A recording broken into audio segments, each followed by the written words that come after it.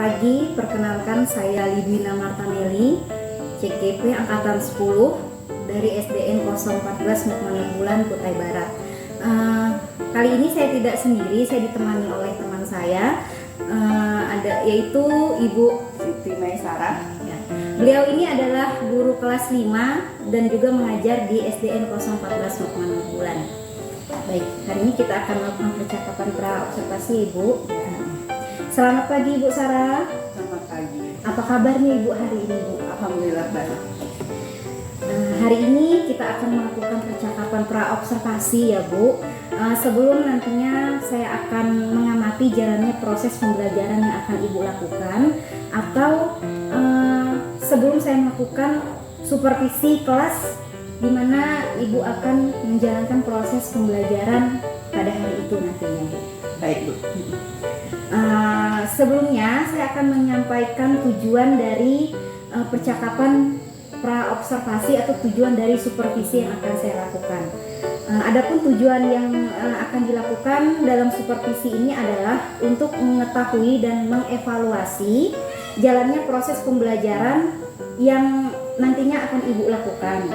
Dan kenapa hari ini kita melakukan percakapan observasi ya, Bu, atau percakapan dalam sebelum kegiatan supervisi ini adalah sebagai persiapan awal sebelum nanti Ibu melakukan kegiatan pembelajaran, tentunya di kelas Ibu.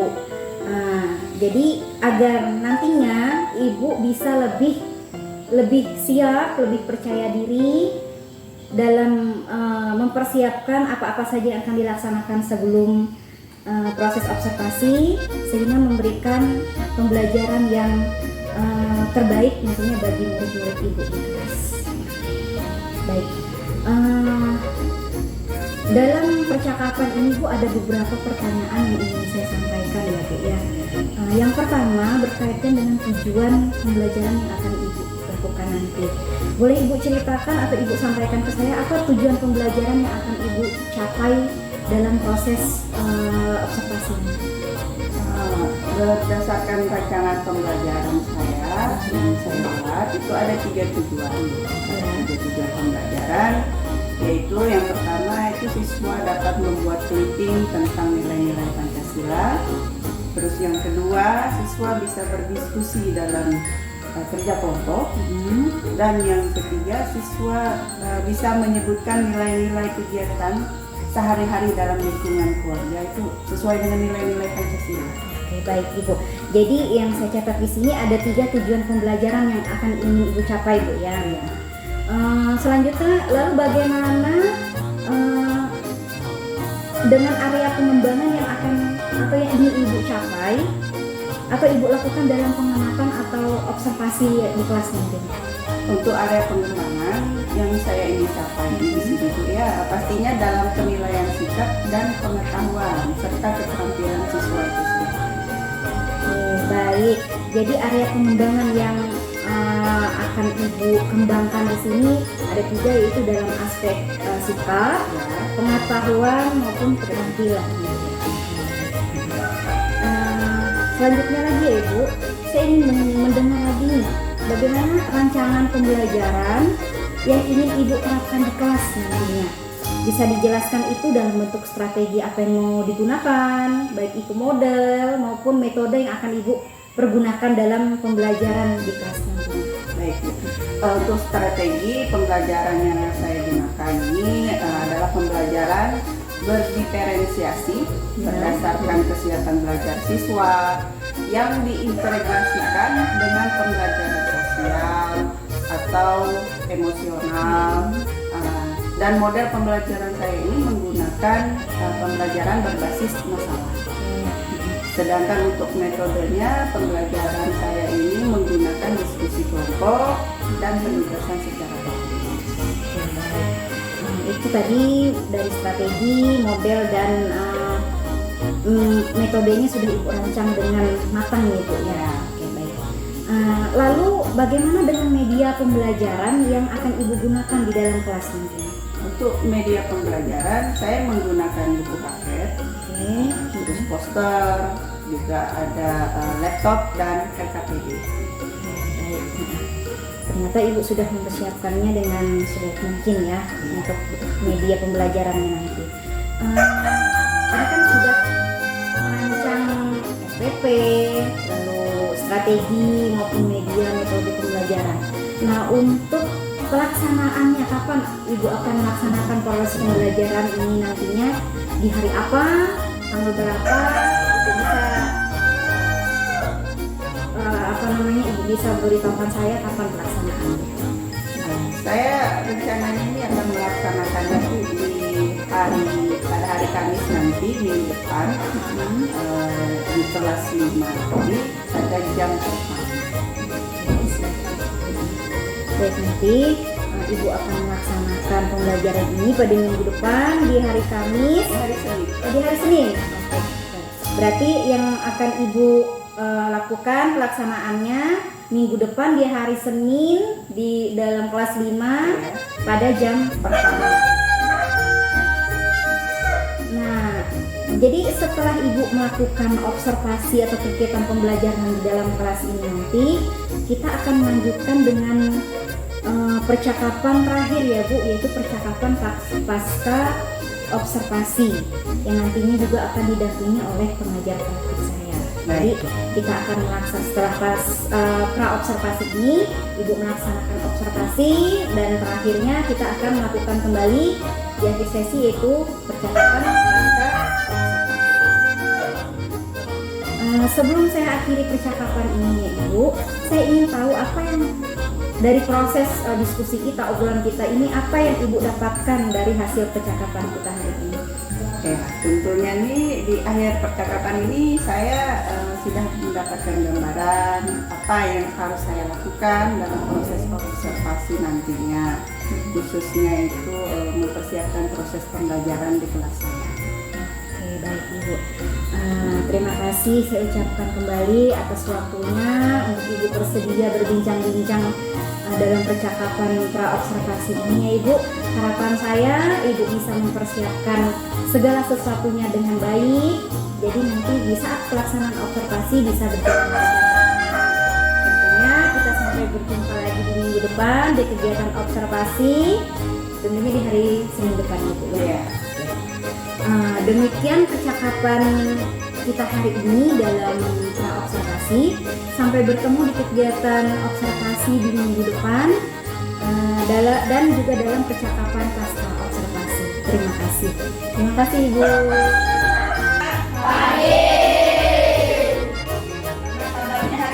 Baik. Gimana perasaannya hari ini? Senang. Bahagia juga. Bahagia. Ibu sebelum memulai pelajaran Ibu mau mengabsen dulu ya hari nanti. Ibu absen dulu ya. Jika Riana hadir Bu. Repan hadir Bu. Yohanes hadir Bu. Devandra hadir Bu. Leonal hadir Bu. Deswa hadir Bu. Selena hadir Bu. Vandra hadir Bu. Serdiansa hadir Bu. Hedra hadir Bu. David hadir Bu. Citra hadir Bu. Agnesia hadir Bu. Grecia hadir Bu. Jaim hadir Bu. Irma hadir Bu. Hadir semua ya. Kita berdoa dulu ya.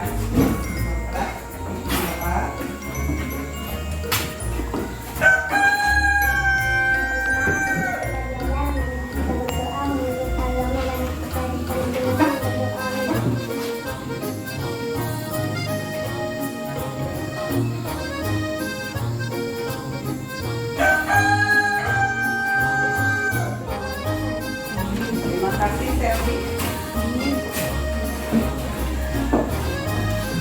Anak-anak sekalian, sebelum kita memulai pelajaran hari ini, Ibu mau tanya, masih ingatkah pelajaran kita yang minggu lalu tentang Pancasila? Apa itu Pancasila? Ibu, Pancasila itu adalah dasar negara Republik Indonesia. Pancasila itu adalah dasar negara Republik Indonesia. Dari situ ada yang tahu apa isi Pancasila? Saya Bu, Ya, satu, Tuhan yang Maha Esa, dua, kemanusiaan yang adil dan berat, tiga, persatuan Indonesia, empat, kerakyatan yang dipimpin oleh dan dilaksanakan dalam keseluruhan perwakilan, lima, keadilan sosial bagi seluruh rakyat Indonesia. bagus.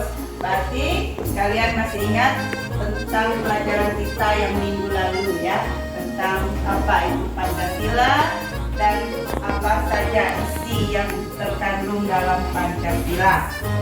Nah, hari ini materi kita adalah penerapan nilai-nilai yang terkandung dalam Pancasila dalam kehidupan kita sehari-hari di lingkungan keluarga, lingkungan sekolah, dan lingkungan masyarakat. Nah, khusus hari ini kita belajar dulu tentang di lingkungan keluarga. Nah, ya, itu pelajaran untuk materi kita hari ini. Nah, dari sini Ibu mau tanya, ada yang tahu apa itu nilai-nilai Pancasila dalam kehidupan di keluarga, dalam kehidupan kita sehari-hari di keluarga? Ada yang bisa menyebutkan? Rajin beribadah, Ada lagi? berdoa, berdoa dan istirahat. Ada yang tahu lagi?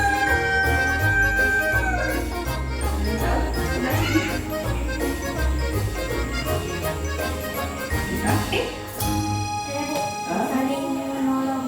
Oh, saling tolong menolong. Ya. Ada yang di sini? Apa? Saling saling menghargai sesama teman ya. Oke.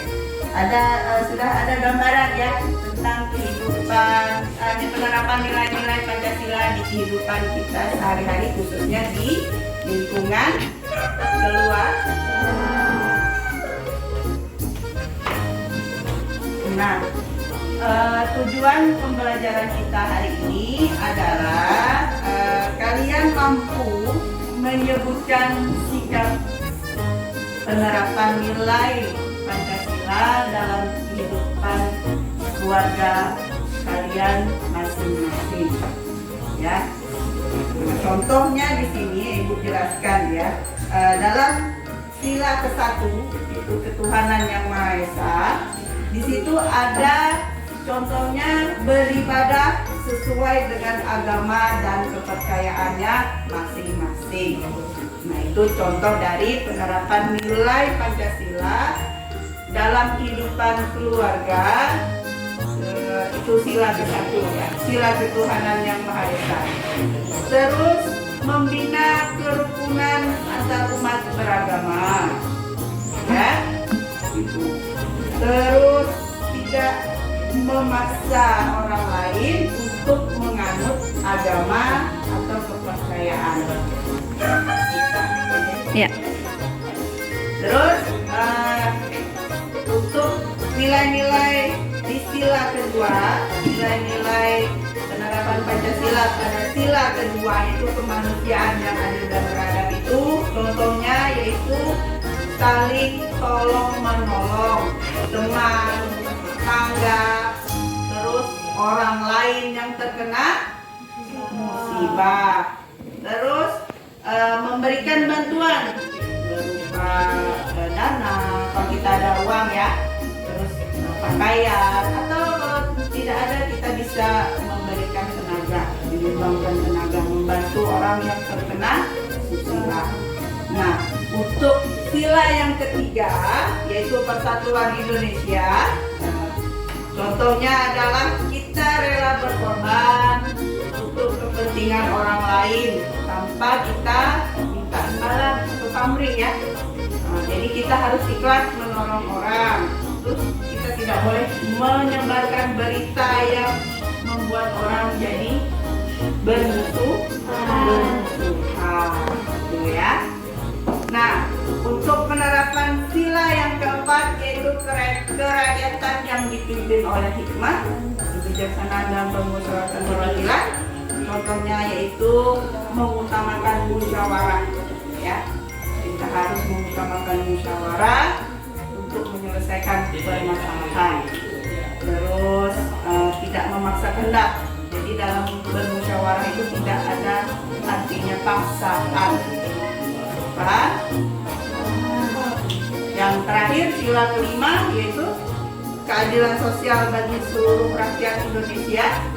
Nah, contohnya kita harus berlaku adil sama teman atau sama keluarga di rumah, ya, harus adil.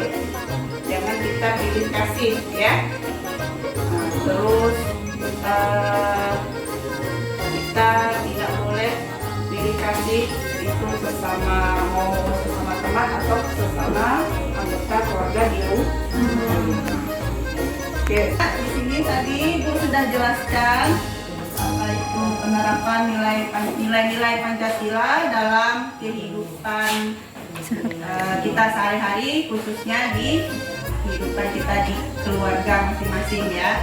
Nah, untuk lebih kalian memahami lagi, di sini Ibu mau membagi kalian menjadi dua kelompok. Ada kelompok 1 dan kelompok 2. Nah, dihitung dari sini, ya. Jadi nanti kalau sini bilang 1, berarti itu masuk kelompok 1. Kalau dia bilang 2, berarti dia masuk kelompok 2. Nah, mulai dari Irma. 2.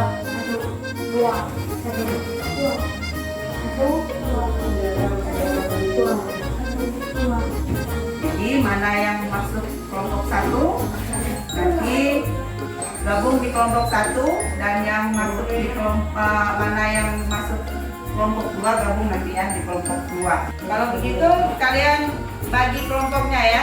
Yang kelompok 1 sebelah sini, yang kelompok 2 sebelah sini. Putar meja di sini seperti itu. Bagi kelompok 2, ya.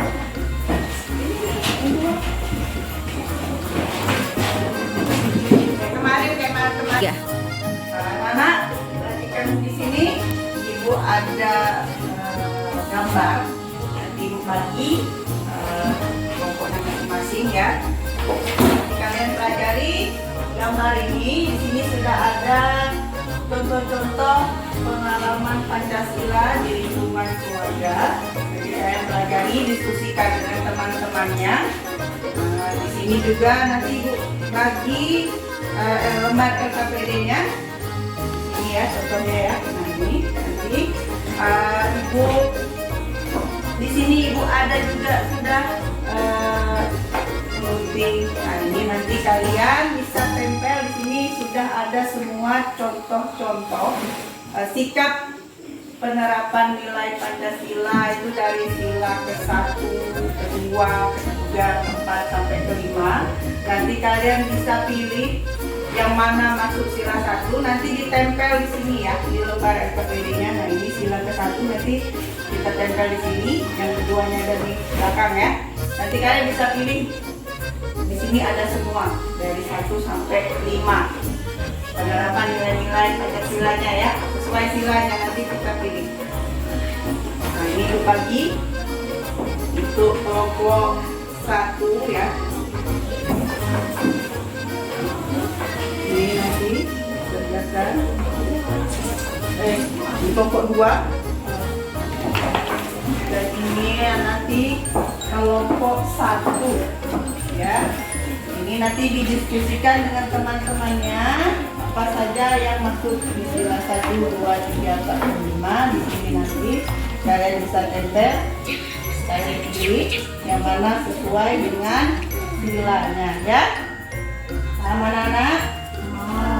Nah, ada ini, ya, ini yang mana sesuai dengan silanya. Nah, kalau ada yang bergotong royong itu disamakan, mana yang bergotong royong. Nah, ini kepentingan bersama. Ini dicari ini yang buat ini. Sila pertama ini ditempel di sini. Nah, ini mana lemnya tuh? Ayo ditempel di sininya. Aku tukang bacanya. Nah, itu masuk sila berapa? Sila 1. Tempel. Laksanakan ibadah tepat waktu kan?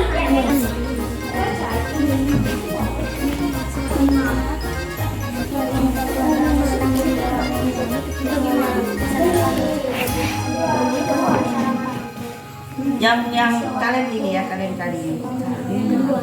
Baik anak-anak, hasil diskusi kita sudah selesai. Ibu minta nanti maju 1 orang dalam masing-masing kelompoknya untuk mempresentasikan hasil diskusi kalian yang dimulai dari kelompok 1 ya. Maju 1 orang untuk mempresentasikan. Ya, silakan. Yang lain dengan akan membaca diskusi nilai Pancasila. Menjaga nama baik bangsa dan negara adalah sila 3. Tidak membeda-bedakan suku, agama, dan warna kulit. Sila 1. Melakukan musyawarah untuk menetapkan nilai sila 4. Dengan rasa dan tidak menang-menang terhadap orang lain dari sila 3. Dalam berkorban untuk kepentingan bangsa dan negara. Teman-teman, saya mewakili dari kelompok 2 hasil diskusi dari kami nilai Pancasila. Menjaga nama baik bangsa dan negara sila 3. Dan pun tidak membeda-bedakan suku, agama, dan warna kulit sila ke-1. Yang ketiga, melakukan musyawarah untuk memufakat. baik, sudah hasil presentasi tadi dari Bu Reta sudah paham apa itu nilai-nilai Pancasila yang terkandung dalam kehidupan sehari-hari, khususnya di lingkungan keluarga. Dari situ ada yang mau bertanya? Ya. Ibu rasa kalian sudah paham penerapan nilai Pancasila dalam kehidupan kita sehari-hari, khususnya di dalam keluarga kita masing-masing ya. Nah, dari sini Ibu untuk minggu depan nanti kita akan membahas penerapan nilai-nilai Pancasila dalam kehidupan sehari-hari, khususnya di lingkungan sekolah. Ya, dari itu Ibu rasa pelajaran kita cukup sekian. Selamat pagi. Kita pulang, kita berdoa dulu ya. Dipimpin sama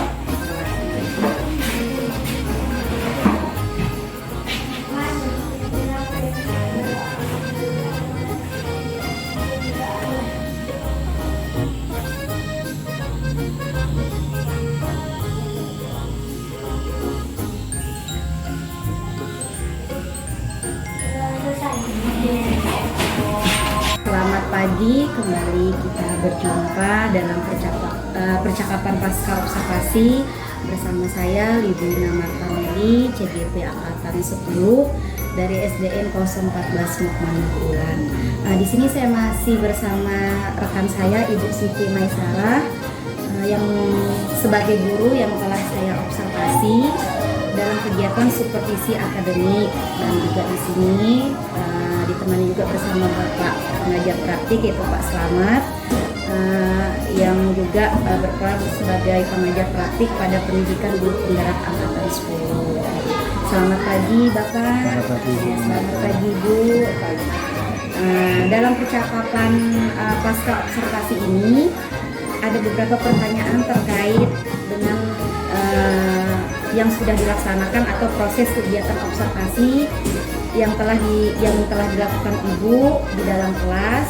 Jadi hari ini dalam percakapan pasca observasi ini bertujuan untuk mengevaluasi ya Bu ya, sejauh mana proses pembelajaran yang sudah Ibu lakukan tadi. Nah, di sini ada beberapa pertanyaan. Bisa kita lanjut ya Bu, setelah melakukan kegiatan observasi di kelas tadi. Hal pertama yang ingin saya tanyakan adalah bagaimana perasaan Ibu terkait dengan jalannya kegiatan observasi kelas yang sudah Ibu laksanakan atau yang telah berlangsung? Iya, awalnya tuh gugup tegang gitu. Ya. Tapi sudah berjalan, dijalanin, alhamdulillahnya berjalan dengan baik. Itu biasa Bu ya, ada rasa gugup karena baru pertama kali di observasi. Baik, bisa diceritakan kembali ya Ibu, area pengembangan apa yang sudah Ibu lakukan tadi di dalam kelas, dan langkah-langkah atau tahapan pembelajaran apa yang sudah Ibu lakukan dalam pembelajaran di kelas? Untuk langkah pertama itu yang jelas saya menyusun dan menyiapkan SPP, dan untuk pengembangannya itu saya membagi jadi 3, ada melalui sikap, pengetahuan dan keterampilan. Dan dari sikap ini anak-anak itu bisa aktif, terus tertib dan antusias dalam mengikuti pelajaran. Sedangkan untuk keterampilan ini anak-anak sudah bisa membuat menyebutkan nilai-nilai Pancasila itu dalam kehidupan berkeluarga. Sedangkan untuk keterampilannya anak-anak sudah bisa membuat briefing tentang nilai-nilai Pancasila. Jadi di sini ada 3 aspek pengembangan, ada sikap, pengetahuan dan keterampilan ya Bu ya. Jadi Ibu sudah menjelaskan secara detail apa saja area pengembangan yang sudah Ibu lakukan tadi. Lalu Ibu, sejauh mana area pengembangan yang sudah Ibu lakukan tadi atau yang sudah Ibu sampaikan tadi, apakah itu sudah berhasil? Ibu rasa sudah berhasil Ibu lakukan di dalam kelas? Menurut saya area pengembangan itu sudah saya lakukan. Menurut saya itu sudah ada berjalan, cuman masih ada kekurangannya dalam proses itu. Sudah baik, cuman masih ada yang perlu diperbaiki. Ya, jadi menurut Ibu sudah dilaksanakan, berjalan dengan lancar, tetapi masih ada kurangnya. Nah, jadi bisa Ibu ceritakan lagi apa itu kekurangan atau kendala dalam proses pembelajaran yang Ibu lakukan di kelas tadi? Nah, kendalanya itu mungkin anak-anak ini tuh ya yang masih ada yang kurang aktif gitu di dalam kelas. Ada yang masih harus kita bimbing dulu gitu. Baru mereka mau bertanya, baru mereka mau mengerjakan yang kita suruh.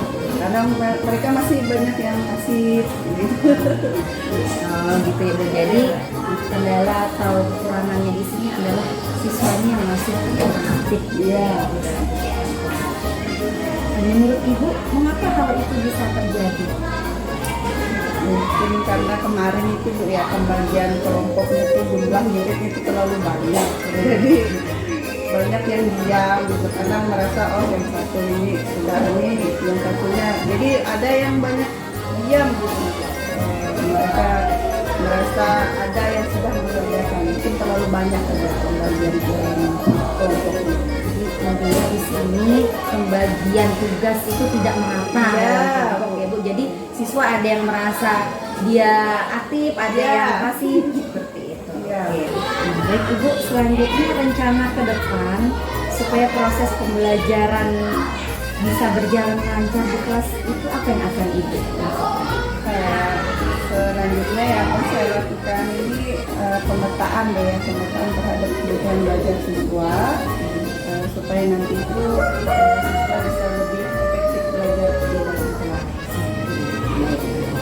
Selanjutnya, kapan rencana perbaikan yang akan Ibu lakukan? Rencana perbaikan ini akan saya lakukan dalam proses pembelajaran yang berikutnya. Jadi nanti itu setiap saya masuk untuk pembelajaran yang berikutnya itu akan saya lakukan proses perbaikan terus. Jadi Ibu akan melakukan perbaikan ini pada pertemuan atau pembelajaran di kelas untuk pertemuan berikutnya. Saya yakin Ibu bisa melakukan perbaikan demi kelancaran proses belajar Ibu, siswa Ibu juga bisa aktif, bisa belajar dengan nyaman dan menyenangkan. Baik, selanjutnya itu saja percakapan pasca observasi kita ya di kelas. Harapan saya ke depannya kita bisa lebih baik lagi dalam melakukan pembelajaran di kelas. Semuanya itu sudah baik, ya, prosesnya sudah baik, hanya saja harus lebih banyak ada yang diperbaiki dalam intinya tadi yang catatan peningkatan dalam melihat kebutuhan siswa. Ya. Baik, selanjutnya saya berikan kesempatan kepada Bapak Selamat untuk sebagai pengajar praktik untuk memberikan tanggapan terkait dengan jalannya kegiatan percakapan pasca observasi hari ini, Bapak. Terima kasih Bu Marta, terima kasih Bu Siti. Ya, hari ini Bu Marta sudah bisa melaksanakan observasi atau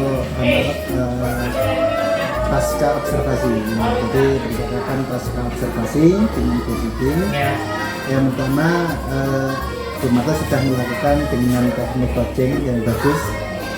Bagaimana mempertanyakan hal-hal yang inti dengan menyampaikan tujuannya dulu yang jelas, pertanyaan-pertanyaan berbobot, sehingga dari observasi itu bisa mendapatkan umpan balik yang sesuai, terus memberikan penggalian kepada Bu Siti untuk bisa mencari sebuah solusi. Jadi bukan sistemnya coaching, bukan mentoring. Setelah itu juga bagaimana menggiring Bu Siti untuk bisa membuat planning ke depannya, sehingga dengan terjadinya kolaborasi yang bagus antara Bu Siti dan kami, diharapkan nanti di sekolah ini pembelajarannya akan meningkat yang berpihak kepada siswa, pembelajarannya yang pembelajaran menyenangkan dan pembelajarannya yang sesuai dengan gaya belajar berdiferensiasi, termasuk PSI-nya juga menjadi, sehingga ini juga ada kolaborasi yang bagus antara Siti dan kita ditingkatkan, dan teknik coaching yang sudah dimiliki Bu Marta ini juga sudah bagus sesuai dengan teknik coaching yang ada, sehingga harapannya ini nanti menjadi tertular kepada guru-guru yang lain di sekolah SD lain. Mungkin itu dari saya. Sekali lagi sudah bagus Bu Siti, Bu Marta, dilanjutkan, jangan berhenti di sini. Terima kasih.